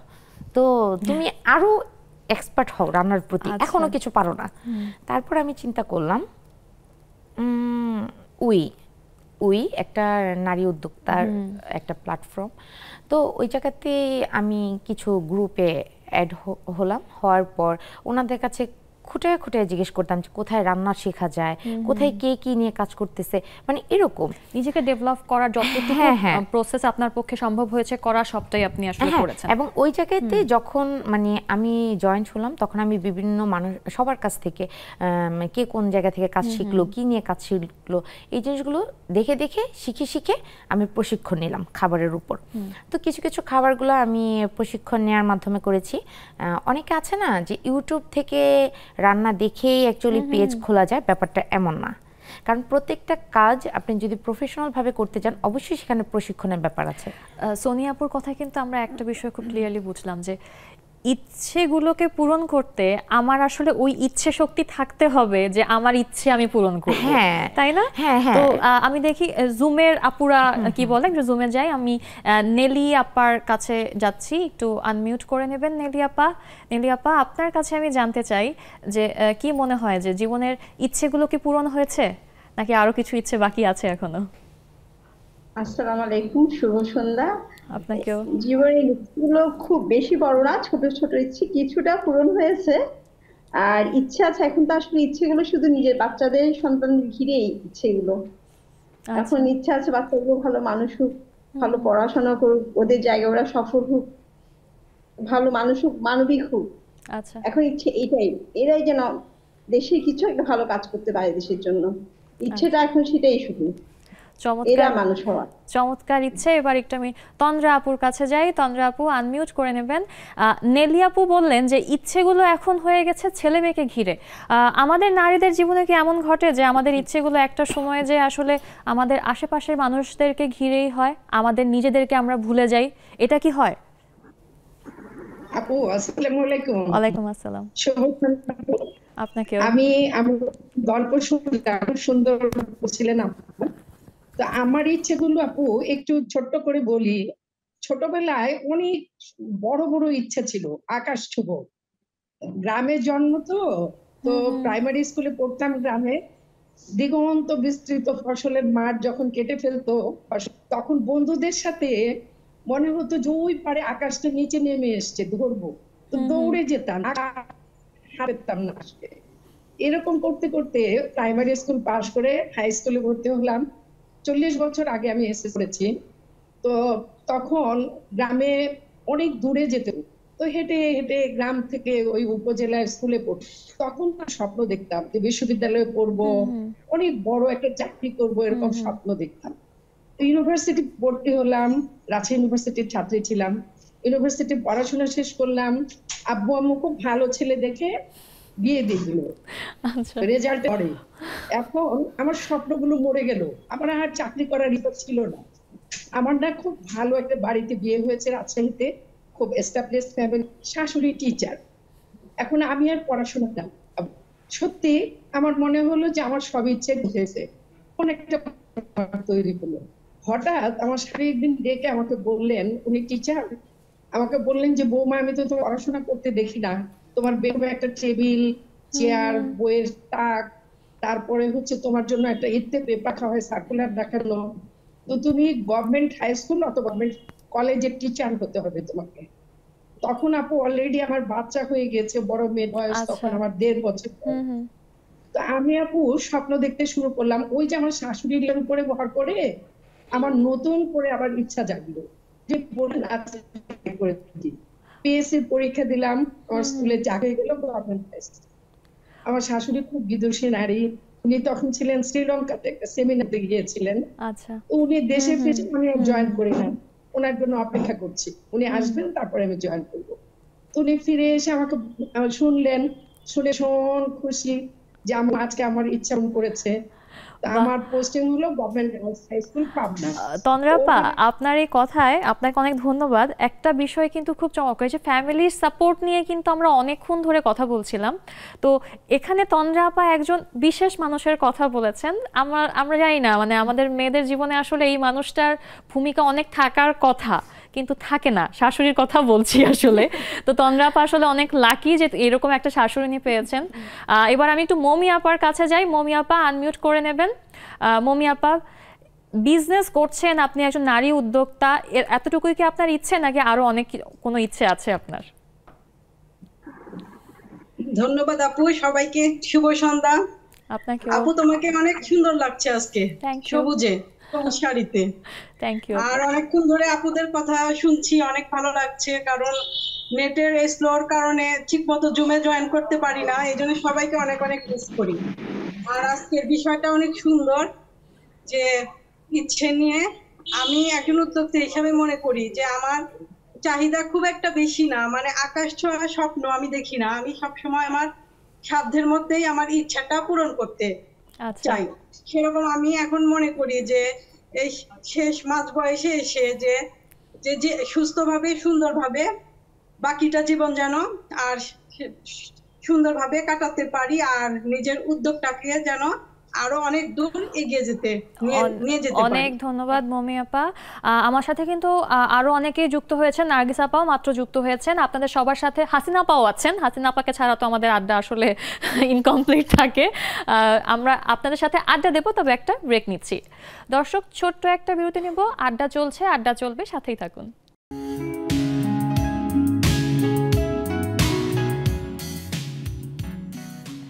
বিরতির পর আরও একবার স্বাগত জানাচ্ছি নেক্সাস লেডিস ক্লাবের আজকের আড্ডায়। আড্ডার সময় কিন্তু একদম শেষের দিকে, তাই যারা এখনও জুমে জয়েন করেননি, কি করতে হবে আপনাদেরকে? মনের কথাটা বলতে হলে, ইচ্ছের কথাটা বলতে হলে স্ক্রিনে দেওয়া জুম আইডি ও পাসওয়ার্ড দিয়ে লগ ইন করতে হবে। আমরা আড্ডা দিচ্ছিলাম, আমরা আমাদের ইচ্ছের কথা বলছিলাম, আপুর স্ট্রাগলের কথা শুনলাম, তার ইচ্ছেগুলোকে কিভাবে সে ছোট ছোট স্টেপে সামনে এগিয়ে নিয়ে গিয়েছেন সেই সম্পর্কে জানলাম, জুমের আপুদের কথা শুনলাম। এবার আমি একটু আপু আপনার কাছে আসি। স্টুডেন্টদের সাথে যখন আপনি কথা বলেন বা জানতে চান, আপনি বলছিলেন যে অনেক সময় দেখা যায় যে ওদের অনেক কিছুই এখনও বাইন্ডিংসের মধ্যে আছে, আগাতে পারে না তারা। তো আপনার সাইড থেকে আপনার কি বলার আছে, যদি ইচ্ছেগুলোকে আমরা আকাশ ছুঁতে চাই, কি করতে পারি আমরা? Thank you. বলার আছে বলতে মানে আমাদের স্টুডেন্ট বলেন বা আমাদের সমাজের একটা আছে, কি বলবো, কনসেপ্ট আছে যে মেয়েরা কোনো স্পেসিফিক কাজ করবে, যদি ব্যবসাও করে একটা স্পেসিফিক সেফ জোনে থেকে বা আনকমন কিছু নিয়ে ব্যবসা করা যাবে না। যেমন এখন ব্রেকের মধ্যে এরিকার সাথে কথা হচ্ছিল যে মেয়েরা এখন ড্রাইভিং এ আসছে, মানে নিজের গাড়ি ড্রাইভ না, ড্রাইভারও হচ্ছে। সো তারপর দেখা গেছে, আমি যদি একটু আমারটা বলি পার্সোনালি, আমি টিচিংয়ে ঢোকার পরই আমি এবং আমার সাথে আরও দুজন মিলে আমরা একটা ছোট্ট ব্যবসা ছিল আমাদের, যদিও পরবর্তীতে সবার ব্যস্ততার কারণে আর হয়ে ওঠেনি, শেষ হয়নি, বাট আমরা 2টা প্রজেক্ট করেছিলাম। সেটা ছিল কনস্ট্রাকশন কেমিক্যাল নিয়ে।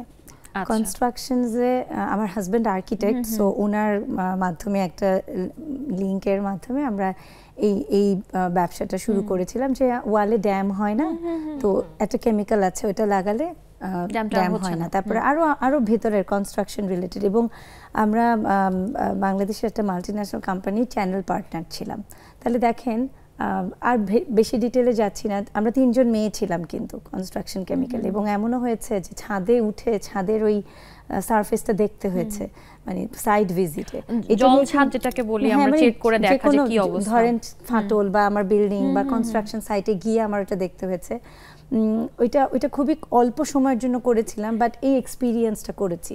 এবং তখন গিয়ে ওই একটু লেভেলের মহিলারা আসছে, কি বুঝবে, আমরা কিন্তু ওই কেমিক্যাল নিয়ে একটু টুকটাক পড়াশোনাও করেছি, যে এগুলা মানে জানার জন্য বোঝার জন্য। তো 2টা প্রজেক্টও করেছিলাম। তো এই যে এটাই আর কি স্টুডেন্টদেরকে বলা, আমি আমার ক্লাসেও স্টুডেন্টদের সাথে এটা শেয়ার করেছি যে তোমাদের এগিয়ে আসতে হবে, মানে এগিয়ে আসতে হবে বলতে ওরা কিন্তু এখন আসলে যেটা বললাম যে প্রচন্ড রকম এন্টারপ্রেনারিয়াল মাইন্ডের, ওরা ব্যবসা করবেই, and they are determined, and খুবই মানে এটা পজিটিভ। জেন জি তো আমরা এখন দেখতেই পাচ্ছি, দে আর ভেরি পজিটিভ, এন্ড ওরা যেটা করবে সেটা করবেই।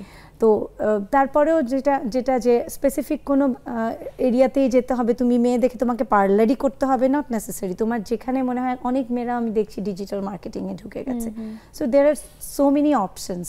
জাস্ট ওগুলো এক্সপ্লোর করো। ওই ওই ওই আমার ওই কাপড়ই ব্যবসা করতে হবে বা আমার পার্লারই করতে হবে ওরকম কিছু না, মেকআপ আর্টিস্ট হতে হবে নট নেসেসারি। যেই ফিল্ডই তোমার ওপেনিং আছে, ইফ ইউ হ্যাভ এক্সপিরিয়েন্স বা গ্যাদার করো, ট্রেনিং নাও। এখন তো প্রচুর ট্রেনিং ওয়ার্কশপের অপরচুনিটিস আছে, অনলাইনে কোর্সও শেখা মানে নিজে শিখেও করা যায়। সো এটাই আমার তাদের প্রতি সাজেশন, সাহস করে সামনে একটা স্টেপ আসো, আসো, ট্রাই করো, একবার ট্রাই করো, দেন তুমি চেঞ্জ করো। সো এটা ওরা এখন করে, ওরা কিন্তু এখন ডিফারেন্ট জোনে কাজ করছে, এরকম না যে শুধুমাত্র পেইন্টিংই করছে বা এরকম কিছু করছে, ওরা এক্সপ্লোর করছে এবং এটাই ওদের আমার সাজেশনস বা অ্যাডভাইস থাকবে। অনেক ধন্যবাদ। এবার একটু জুমে যাই আমি। জুমে আমাদেরকে জয়েন করেছেন ওবায়দা আপা আছেন। ওবায়দা আপা আনমিউট করে নেবেন। অনেকদিন পর আপনাকে পেলাম আমি, কোথায় ছিলেন আপনি আগে সেটা বলেন, আর ছোট করে বলেন যে এই বয়সে এসে আপনার স্বপ্ন কি সব পূরণ হয়েছে নাকি কিছু অপূর্ণ রয়ে গেছে? স্বপ্ন না, ইচ্ছে আর কি। আসসালামু আলাইকুম স্টুডিওর আপুরা। স্বপ্ন তো যতদিন বেঁচে থাকবো আপু ততদিন কিছু না কিছু এক স্বপ্ন থাকবেই, যে আমার ভালো কাজের জন্য বা যে কোনো একটা স্বপ্ন থাকবে। তো আমার এখন একটা না বিষয় একটা, কিন্তু আমার কয়েকটা স্বপ্ন আছে। স্বপ্নটা হলো, আমার বড় বোন মারা গেছিলেন হঠাৎ করে 20 সালে। তার অনেক কবিতা ছিল ছড়ানো ছিটানো, সে যখন তখন কবিতা লিখত। সেই কবিতাগুলো আমি শুরু করছি, একটা বই বানানোর খুব ইচ্ছে। আর আমার ছোট ভাই মারা গিয়েছে, তার অনেক, সে একজন কোয়ালিটি সম্পন্ন মানুষ ছিল, সেও লেখক, আর্টিস্ট, চিত্রশিল্পী, অনেক কিছু। তো তার একটা অ্যালবাম বের করব, এই দুইটা আমার আকাশ ছোঁয়ার স্বপ্ন। অনেক একটা শুরু করেছি আমি। ওবায়দা আপা এই যে ভাই বোনের স্বপ্নকে কিন্তু নিজের স্বপ্ন ওবায়দা আপা করে ফেলেছেন। এবার আমি হাসিনা আপার কাছে যাই। হাসিনা আপা আনমিউট করে নেবেন। খুব ছোট্ট করে, আমি প্রত্যেকবারই আপনাকে বলি খুব ছোট্ট করে বলার জন্য, সরি। তো হাসিনা আপা, স্বপ্নগুলো কেমন, ছোট করে বলেন। আসসালামু আলাইকুম আপু, শুভ সন্ধ্যা সবাইকে, অনেক ধন্যবাদ।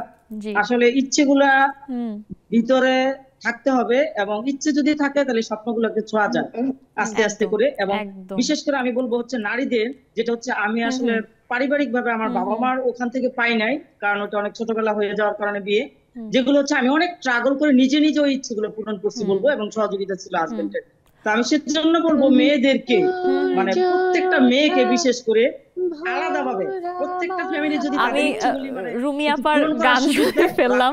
হাসিনা আপা অনেক ধন্যবাদ। আমি রুমি আপার গান শুনে ফেলেছি এর মাঝখানে। রুমি আপা একটু আনমিউট করে দেবেন। রুমি আপা, হ্যাঁ, এই গান গাওয়ার স্বপ্নটা কি ছোটবেলা থেকেই ছিল নাকি ইচ্ছেটা নাকি বড় হয়েছে? এক কথা একটু বলবেন, সময় একদম সীমিত আমাদের। রুমি আপা আনমিউট করে নিতে হবে, রুমি আপা। রুমি আপা আনমিউট হচ্ছেন না। আমি একটু নার্গিস আপার কাছে এই ফাঁকে চলে যাই। নার্গিস আপা আনমিউট করে নেবেন। আপনার ইচ্ছে, রিডিং রুমের ইচ্ছেটা কি পূরণ হয়েছে নাকি এখনো মানে আন্ডার প্রসেসে আছে? ছোট করে বলবেন। আসসালামু আলাইকুম। না, সবকিছু চলমান, যতটুকু পারি ইচ্ছেগুলো পূরণ করার চেষ্টা করি, যেভাবেই হোক না কেন। তবে এই দেশের অবস্থার জন্য অনেক ইচ্ছেগুলোই আর পূরণ হয় না। দেশটাকে এখন মনে করি যে শান্তশিষ্ট হোক। আশা করি আমাদের দেশটা একসময় সুন্দর হয়ে উঠবে, আমরা আবার আমাদের আগের জীবনে ফিরে যাব, সুন্দর সময় কাটাবো। আর যারা আজকে আমাকে জুমে জয়েন করেছেন আপনাদেরকে অনেক ধন্যবাদ, এই অবস্থায় স্লো নেট সবকিছু মিলে আমাদেরকে আড্ডায় যুক্ত হওয়ার জন্য, সময় দেওয়ার জন্য। আর স্টুডিওতে আপনারা তিনজন চমৎকার একটি আড্ডায় আমার সাথে অংশগ্রহণ করেছেন, আপনাদেরকে অনেক ধন্যবাদ। দর্শক, এই ছিল আমাদের আজকের আড্ডা। আগামী আড্ডায় আবারও দেখা হবে। ততক্ষণ পর্যন্ত সবাই ভালো থাকুন, সুন্দর থাকুন, আমাদের সাথেই থাকুন।